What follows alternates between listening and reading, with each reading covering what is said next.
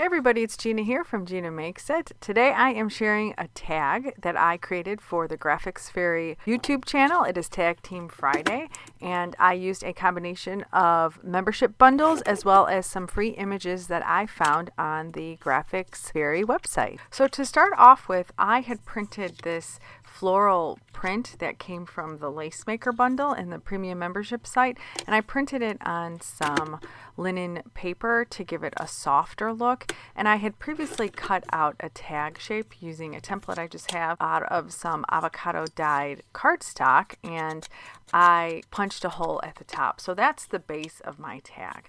So right now I am just trimming down this floral, like I said, that came from the Lace Maker bundle, and I'm kind of roughing the edges up and I am gluing it down right in the middle. I'm going to trim the top off, the excess that is hanging over the top, and I am going to move on to the next step. I really like how I ripped the edge on the bottom. I kind of want a grungy sort of worn in kind of look, and so that's why I just keep going around the edges with my ink. So if you know me, you know I can't do anything without sewing.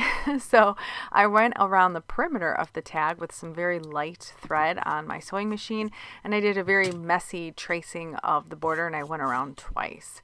So I am going to be using this robin that came from the free portion, and I cut it out and I printed it on some matte photo paper. I kind of like to do that when I want an image to be nice and dark.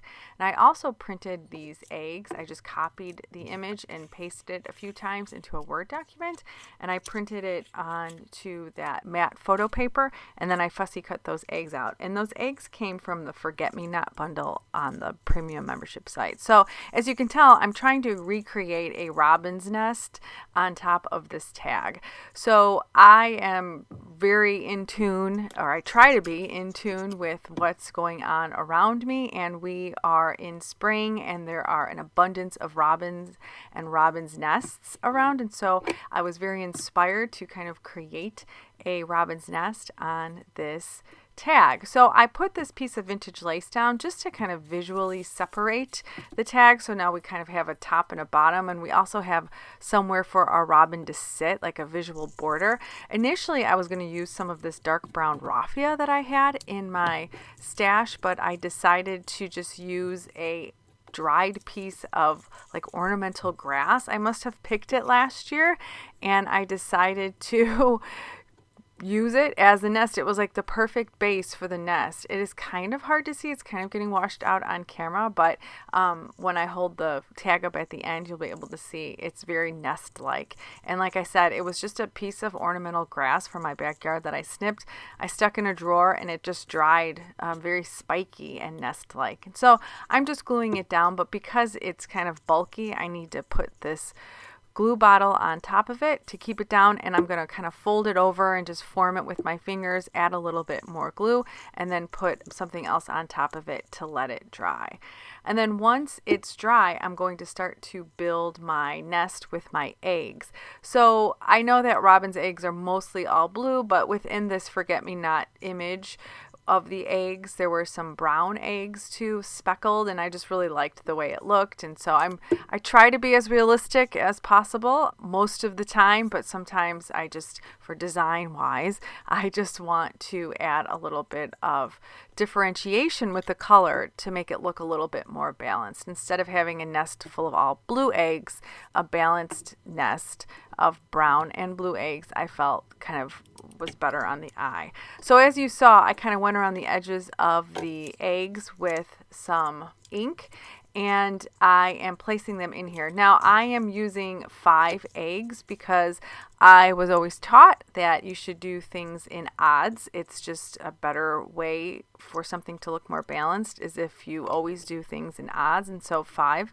is an odd number, and I chose to do 5 eggs. And so now I'm arranging them in my nest, and I'm just trying to pick which ones I really want to include because, as I mentioned before, I'm mixing the brown and the blue just to give a little bit of differentiation between them. So I'm just trying to pick which ones I want. I'm being a little fussy here. And then I just tell myself, you know what, just start gluing them down. You'll like them however they lay. And then I kind of remembered, like when you're looking at a bird's nest, sometimes they're sideways. And so I decided to just plop one down sideways because they're not all uniformly standing up inside of a nest. Once I finish that, I'm going to add my robin to the right side of the nest, and I'm going to do a little bit of sewing on the robin's belly just to add a little bit of texture.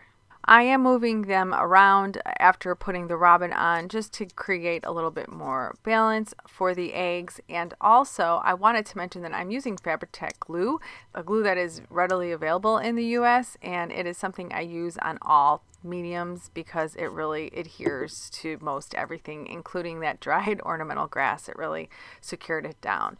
So underneath that vintage lace, I just have a little scrap piece of vintage magazine. I don't throw my scraps away. I keep them in a little box. Sometimes it becomes a bit much, but in instances like this, I really like using them and I like the way it works and looks underneath that piece of lace. And I also printed out a little sentiment. It's a first line from an Emily Dickinson poem that says, "Hope is the thing with feathers." And I thought that it was the perfect sentiment to this tag. I feel like spring sort of represents new birth, new hope. The bird has feathers. There was just so many ways to see this little beginning portion of this poem, and so I just decided to add it as the sentiment. But I cut it out and I inked it up, and of course I did a little bit of sewing, and I'm just gluing it right underneath the nest itself. Now, I always felt that underneath the robin on the right hand side it needed something, and I'm going to say that during this transition period I tried a lot of things and they were all new elements, and I didn't like any of them. I just didn't like the way it looked, and then I decided to add some of the thread that I had hanging down from the sewing that I did, and it was the perfect addition. It was exactly what I was looking for. And I always have to remind myself, when you want to add something that's already incorporated into the page or the journal page or the tag itself, because it's going to blend. And they always say to do things in threes. And so this, quite honestly, would be my third instance of the thread, and I just felt like it was absolutely perfect. So now I'm just adding a little bit of neutral sari silk to the top, and I am tying a knot, and that is going to be my little tag. I'm going to use this in my spring journal, which I was calling my March journal, but now it is definitely spring because it's extending far past March, further than I thought, but it's going to be the perfect addition to that. If you'd like to see me use it, tune into my YouTube channel on Sunday, and I will be using this tag in my Journal With Me session. As always, thanks for watching. I'll see you next time.